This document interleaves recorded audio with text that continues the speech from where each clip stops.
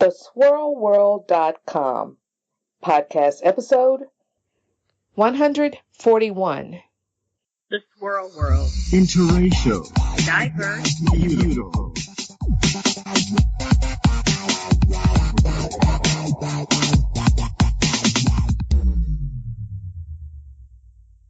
When you recognize your worth and value, you understand you're not a punching bag.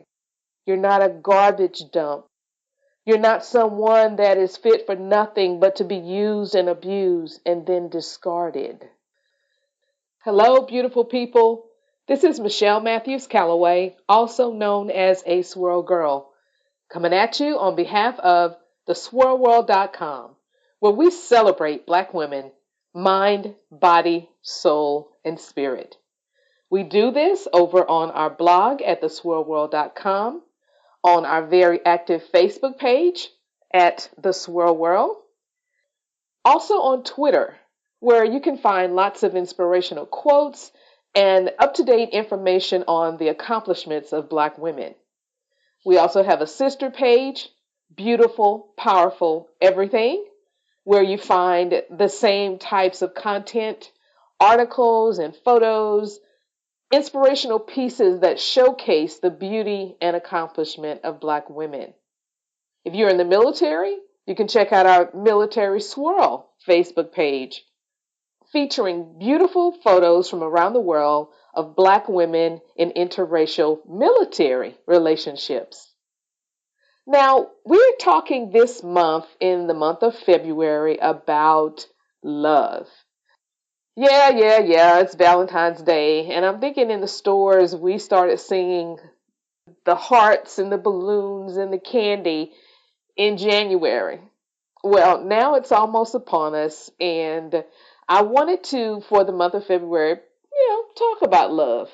And I'm using as my subject, what's love got to do with it?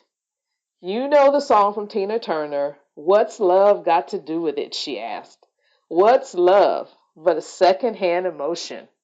What's love got to do with it? Who needs a heart when a heart can be broken? Some interesting words there, and I dare say a grain of truth in some of it. But we just want to look at a few aspects that take into account what love has to do with it. Because you see, love has a lot to do with it. And I think if we're honest in talking about life and what makes the world go round, we'd have to come back to that four-letter word, love. So before I begin today, you know how I am about words. Words have meaning. So let's define love. Love is an intense feeling of deep affection. So, for example, babies feel parents with feelings of love. So it's deep affection. And it's also a great interest or pleasure in something. You can love football, or if you're like me, you can love reading or writing. Things that give you great pleasure or things you have an intense interest in. You love those things. You love engaging in those things. So in addition to having an intense feeling of affection, love also stems from a great interest or pleasure in something. And then last but not least, it's that deep romantic attachment to someone where we use the term I love him, or I'm in love with him, or I'm in love with her. We feel that deep romantic attachment.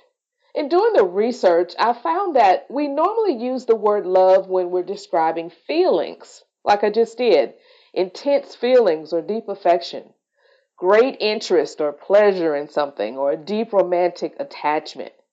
So we normally use the word love when we're describing feelings, and that's okay. But what I want to do as we move forward in the next few weeks is dig a little deeper than that. We don't want to just examine love on the surface, but we want to dig a little deeper and really come to know and understand what's love got to do with it. So love should be seen not only as a feeling, but as an enacted emotion. So what do you mean, Michelle? What I mean is when you love, or to love is to feel and to act lovingly. And especially within the context of our relationships, whether it's romantic relationships or whether it's friendships with people we love, like my partner in crime, Adrian, whom I love very much as a friend, or my best friends, Jackie and Gus and Kay, those feelings or the feelings that I have toward them as friends should be reflected in my actions toward them, my behavior. We focus a lot on the feelings. And again, going back to Valentine's Day with all the hearts and the candy and the roses, and it's amazing how much people attach to those external things. You know, wives get bent out of shape if their husbands don't send them flowers and candy. If there's a contest sometimes at work to see whose bouquet is bigger than the other. And I'm not knocking those things. I enjoyed those things as well. But again, we want to dig a little deeper than that because sometimes those things can be surface. You can get a bouquet of roses from a suitor, but it doesn't mean he loves you. He demonstrates his love in the way he treats you. Going back to what I said about acting lovingly, it's not just feeling, not just the emotion, not just passion, not just getting caught up, but how do I act? How do I treat you? How am I being treated? And is it consistent? Because it's one thing to send flowers on Valentine's Day, but what about the other weeks and months of the year? All right, so going back to what I was saying about doing the research on this and looking at love as not only a feeling, but as an enacted emotion, something that we put action to. And I thought about, of course, there's a Bible passage, 1 Corinthians 13, that has some really great descriptions of what it means to act lovingly. In that passage, it talks about what love is and what love is not. And I'm sure many of you, even if you don't consider yourself spiritual or religious or go to church, if you've been to a wedding, you've probably heard this passage being recited either by the person officiating or somewhere in the program. You've heard the words about love is patient, love is kind. It does not envy, it doesn't boast. It's not proud. It doesn't dishonor others. It's not self-seeking. It's not easily angered and keeps no record of wrongs. Love doesn't delight in evil, but rejoices in the truth. It always protects, always trusts, always hopes, always perseveres. Love never fails. I know you've heard that. But when you look at this passage, it talks about what love is and what love is not. But when you really examine the words that are there, you're primarily looking at behaviors and actions. Love is patient. That's a behavior. That's an action. When I love you, I'm patient with you. Doesn't mean I don't get impatient. Doesn't mean you may not, or it doesn't mean that you don't get on my nerves. But because I love you, I'm going to strive to be patient with you. It's reflected in my actions, not just how I feel. Because see, I can feel irritated, right? But when love really kicks in, the love that I have for you, not just feel for you, but have, is going to help temper my actions and behaviors so I will act lovingly as well. I will demonstrate patience and kindness. And this is particularly meaningful to me as I interact with my aging parents. I think I said in the last podcast about my dad having to go in the hospital. And I understand how blessed I am that both my parents are still living. And as I see them aging, as I see, my dad's steps and my mom's steps getting slower and their hair is getting grayer and they don't move or even sometimes think as quickly as they did when I was younger, I have to really rely on exercising patience and kindness toward them. It's not just feeling love for them as their daughter, but also it's displayed in my actions. It's not just the emotion, It's the behavior, feeling and acting lovingly. And I know I'm talking about loving yourself, but I'm gonna get to my point about loving yourself and how that, in a sense, you pay that back to yourself when you love. But I just wanted to kind of talk a little bit about what love is and what love is not. So now we would have a healthier conception of love if we understood that love, like parenting or friendship, is a feeling that expresses itself in action. What we really feel is reflected in what we do. So now here's the clincher. What's love got to do with loving yourself? Well, do you act in a way that demonstrates your love and care for yourself? Now, I'm not talking about being selfish or self-centered. I'm not talking about love from, loving yourself from a standpoint of toxicity or hurtfulness to others, because that's not love. And I'm going to get into that a little further on. But I'm talking about loving yourself in such a way that you recognize your own personal worth and value, which means you recognize that you are somebody. And I know I use those words a lot about worth and value, having self-worth and value. And I do that because it's so important. Black women in particular are so trodden down, and you, I know, have probably read about, us being treated as mammies or being mules or expecting to shoulder the burdens of the world. And unfortunately, all too often, a lot of black women fall into that trap. They love and take care of everybody but themselves. And they don't have a strong sense of their own self-worth and value. When I talk about personal self-worth and value, it means recognizing that I am somebody. I have meaning. You're somebody worth being, and you're somebody worth knowing. Someone who deserves good treatment, first from yourself and then from others. Because, see, when you burn out on taking care of others and always putting other people first, and again, I'm not talking about selfishness or self-centeredness. Love is an action word, and yes, when we love, we give. Giving is a direct reflection of love.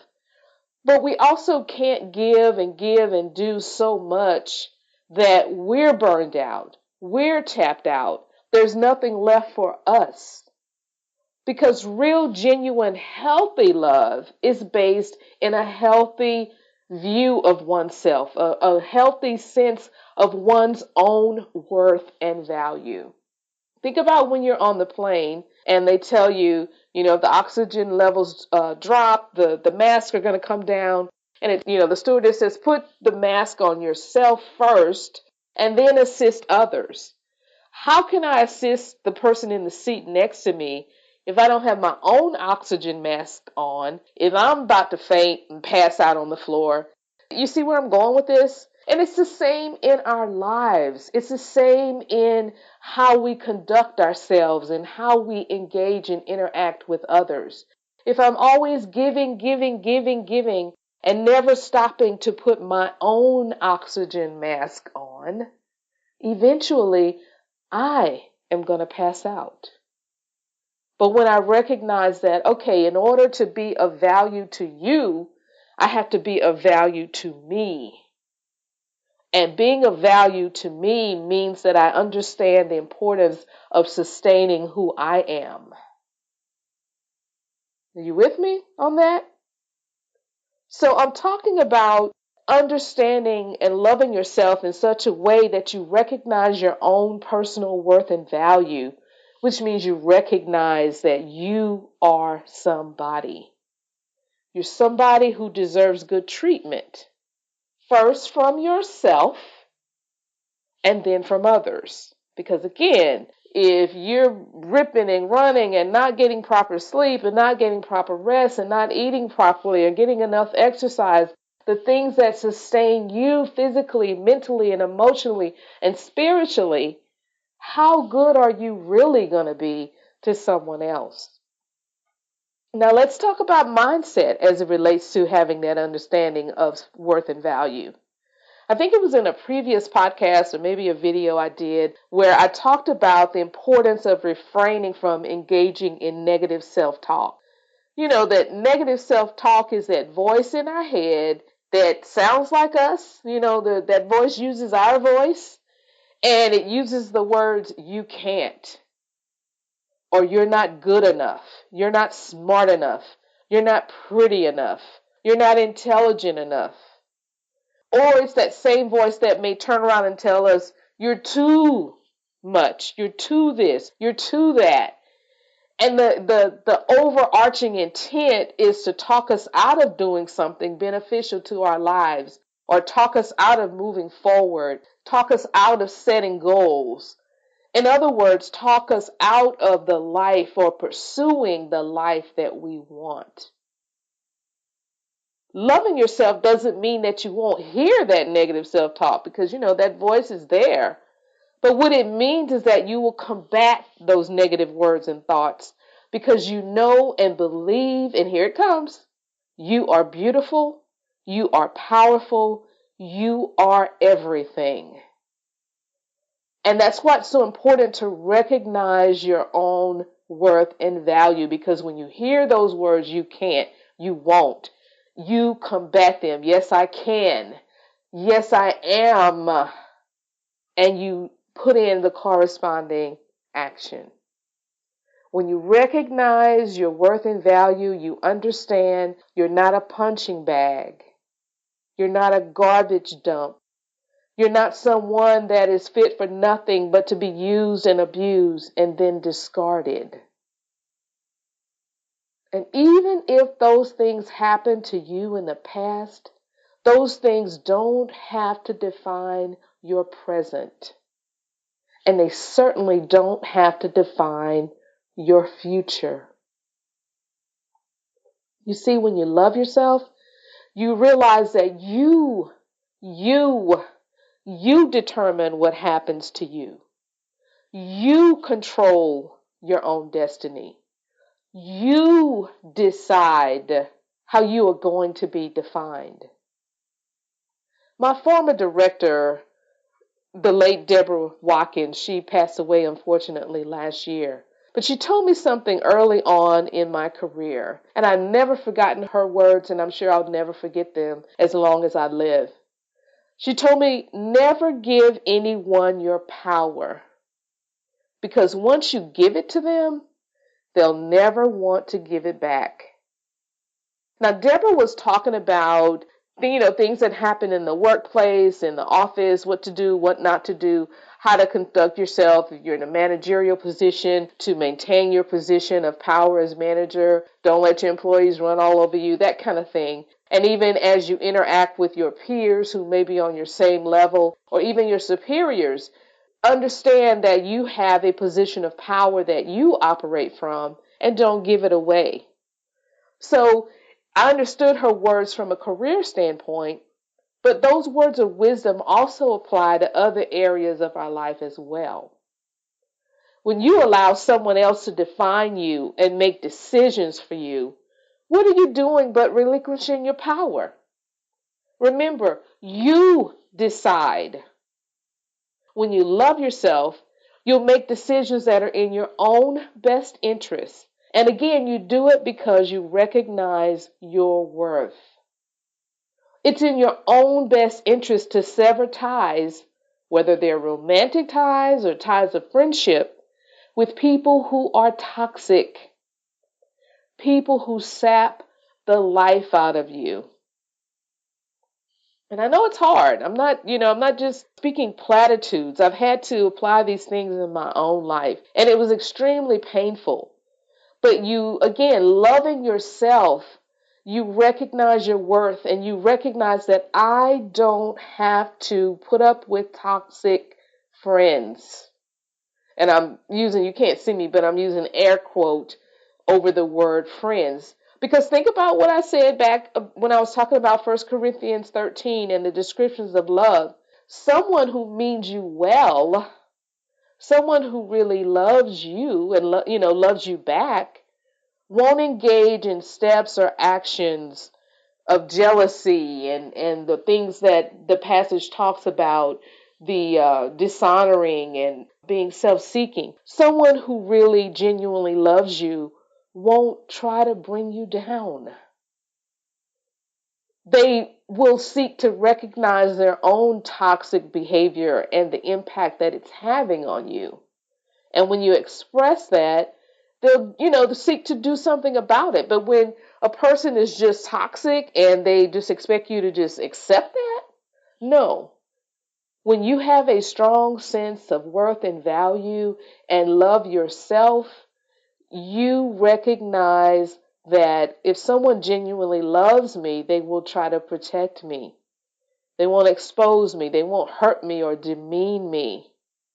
And when you love yourself, you will tell yourself the truth. And I'm pausing there because that's sometimes the most difficult thing to do. The hardest person to say no to is you. And sometimes saying no means, no, this person can't be in my life. When you love yourself, you'll speak truth to yourself. You'll tell yourself the truth, and then you'll follow it up with the appropriate action. When you love yourself, you'll make good choices and well-informed decisions. You won't give your heart away to someone who doesn't deserve it, because by doing so, you're giving away your power. And when you love yourself, you don't just walk blindly through life, leaving your life up to chance and leaving it up to the whims of others. Instead, you take the reins of your life and you're strategic. And understand what I mean by being strategic. I'm not talking about being manipulative. That's a whole different kettle of fish. But when you're strategic, you recognize that it's okay to do things that will conserve my energy. It's okay to do things that will put me in wholesome and healthy environments. And by the same token, if the environment that I'm in is not healthy or is not conducive to enhancing me as a person, it's okay to remove myself from it or from that person. See the difference between being strategic and manipulative? When you're manipulative, you try to control other people and you try to control circumstances and situations to your advantage and to the detriment of someone else. And that goes back to what I was saying about having toxic friends. If you have friends who are constantly trying to play on your emotions and manipulate you, that's not in your best interest. There's a difference. There's a difference between being strategic, meaning setting yourself up for success, making good choices, making good decisions, setting goals, taking the proper steps that will advance you and take you where you want to go. That's a huge difference from being manipulative. When you love yourself, you're strategic, not manipulative, and you don't allow others to manipulate you. And let me make this key point. Loving yourself means loving others as well and engaging in behaviors and actions that don't harm them. You can't say you're operating in self-love when you're being manipulative or you're being toxic. Because see, remember what I said about telling yourself the truth? You have to recognize and be truthful about your own behavior, your own actions, and the fact of whether or not what you do and say is out of genuine love for others. Because guess what? You can't really love yourself without loving others. I want that to soak in. It's a two-way street. Yes, You're driving the car of your life. You are the one who should exercise the power, and you don't want to give that power away. You're driving the car, but you recognize the fact that there are other people on the road. See how that works? It's a give and take. It's what comes to you and what flows out of you. What's love got to do with it? It has a lot to do with how to properly love yourself so that you can properly love others. All right, y'all. That's it for today. I want you to think about the things that I've said and send me an email. Let me know your thoughts. Let me know those aspects that you agree with. And even if you don't agree, I want to know that as well. Again, I'd like to say thanks to those of you who are responding and letting us know how glad you are the podcast is back. I've been getting emails and I appreciate that. If you have some topics that you'd like to see us cover or talk about, feel free to inbox me or email me and let me know. Also, if you know someone who may be a good fit for the show, as I said on last week, we want to change up the format from time to time. I will be doing motivational and inspirational discussions, but I also plan to have some guests to come on where we can engage in conversation and discussion and find out what's going on in the lives of others and the businesses of others. We want to really bring some quality people on who can help you move your life forward. We also want to talk about those things that are important to life, like health and finances and careers. And of course, yes, relationships. So all of those things are on deck for 2019. In the meantime, as I said, be sure to check us out on social media. You can find us on Facebook at The Swirl World. We have an Instagram page that is coming alive and popping, and it's at A Swirl Girl. Come and converse with me over on Twitter. Hit me up at A Swirl Girl. And you can find this podcast. Go back and listen to some of the previous episodes. I think you'll enjoy the content that's there. We're on iTunes, Stitcher, Spotify, SoundCloud, all of the major podcasting platforms. And of course, there's the blog where it all began, theswirlworld.com. We're going to be putting some new content out there, so please make sure to stop by theswirlworld.com and check us out. All right, ladies and gents, I'll talk to you all next week. Take care. Thanks for listening. Make sure to like The Swirl World on Facebook and subscribe to the blog at theswirlworld.com. Head on over to iTunes and subscribe to the podcast or listen directly from our Facebook page. We can also be heard on SoundCloud and Stitcher Radio. The Swirl World. Interracial. Diverse. Beautiful.